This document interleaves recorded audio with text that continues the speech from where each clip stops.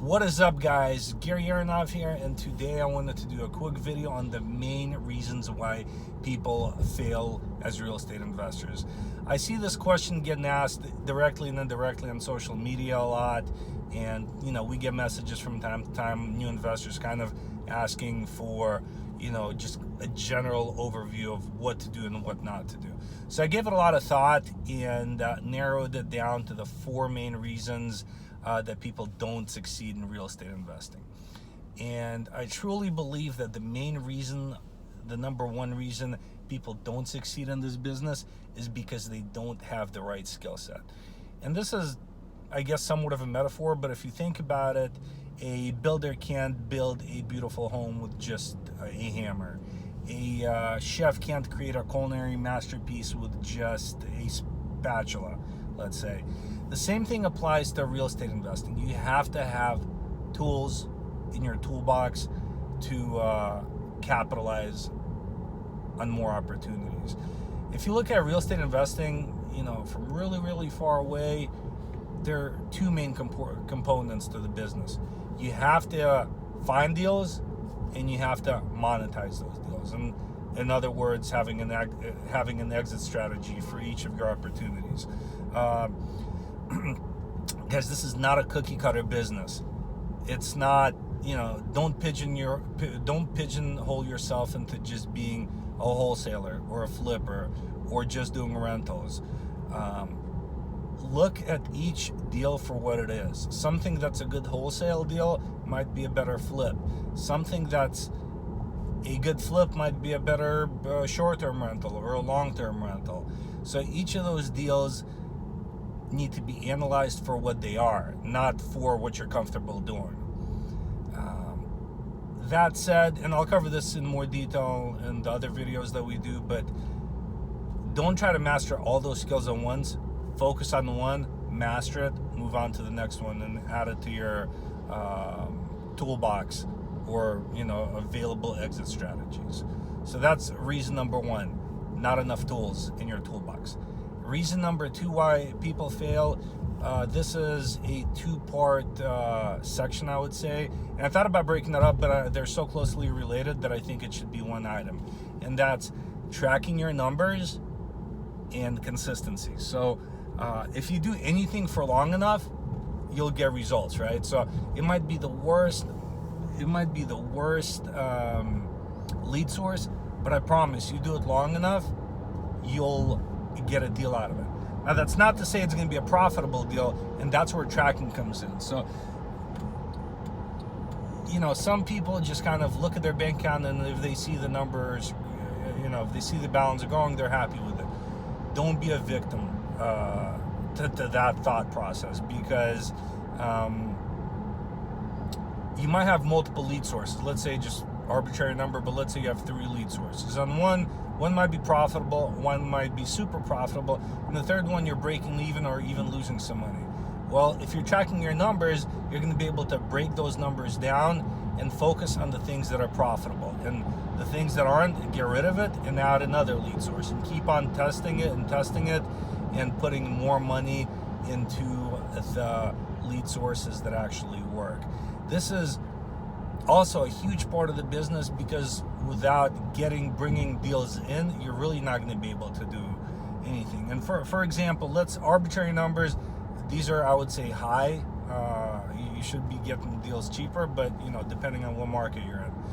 But assuming that a lead costs you $50, and assuming you convert 1 out of 50, let's say, it's going to cost you $2,500 per acquisition or per contract. That's $50 times 50 opportunities, and you're converting one of them. So 50 times 50 is 2,500. So you need to make, at least in this example, you need to make at least $2,500 on average per deal for it to be profitable. And really, I think you should be making at least $5,000 per deal. But it's not to say that's a magic number. Sometimes you make more. Hopefully, most of the time you make more than $5,000. But sometimes you might make $3,000 in a deal, which is still profitable in this specific example. So sum it up. Reason number 2: keep close eye on your numbers and stay consistent with what you're doing.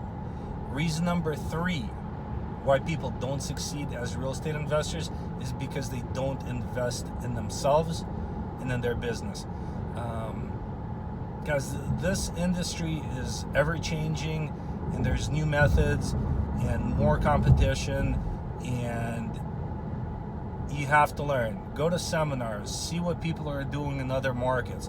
I mean, if you, not that this happens on a daily basis, but if you bring a new marketing strategy or some type of website or some type of new way of bringing deals in, and you're the first one to market in your market with it, you're gonna crush it.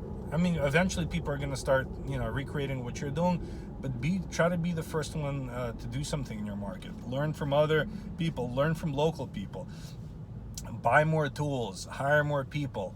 And again, back to point 2, track everything. Make sure what you're doing is profitable, especially with new tools and new talent, new people that you hire. Make sure those people are making you money and not costing you money.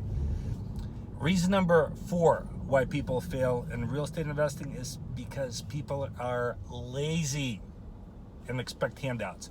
I get messages in my inbox from time to time saying, hey, basically, will you mentor me? And I say, no, I'm not being an asshole, but somebody with that mindset that says, hey, be my mentor. I haven't tried anything. I haven't read the first article about real estate investing, but I want to do it, and I see you buy houses, so I want to learn how you do it. That is not a good approach, guys. You're not going to get help that way. A better way of doing that is do some research in your local market.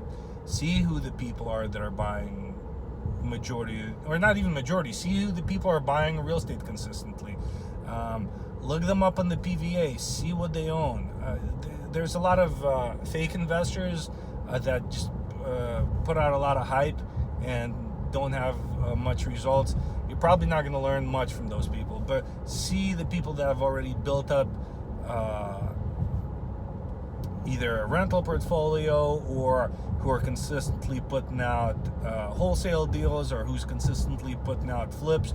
Those people you can learn from. Look on the PVA, see what areas they focus on, see what price points they focus on, and try to find those people, those investors, some deals. I promise you, you find 5-6 people in your market and you try to find them deals. I promise at least one, if not all, will be willing to help you and mentor you. But they see that you put in the effort. Like, for instance, I live in St. Matthews, and about 30-40% of our flips are in that area. If a newbie came to me and said, dude, I found this opportunity, it might be a good wholesale deal, it might be a good flip, I'm not sure, but here it is. Can you show me what you do and how you do it? We would absolutely help that person, and we would give them a piece of the action and some of the profits. So don't expect handouts. This is not a good look. All right, guys, so that sums up the 4 reasons why I believe people don't succeed in real estate investing. Number 1, not having the right tools. Number 2, not tracking your numbers and not being consistent with your numbers. Number 3, lack of education. And number 4 is being lazy and expecting handouts. Don't be that person. It's not a good look. That's not a good look in life, period. Like, nobody's going to do your job for you. Nobody's going to make money for you. It's just, don't do that. So if you found this video useful and you want to learn more about each of those 4 specific items, please consider liking our channel, liking our page, and sharing this with your friends. Talk to you guys soon. Thanks.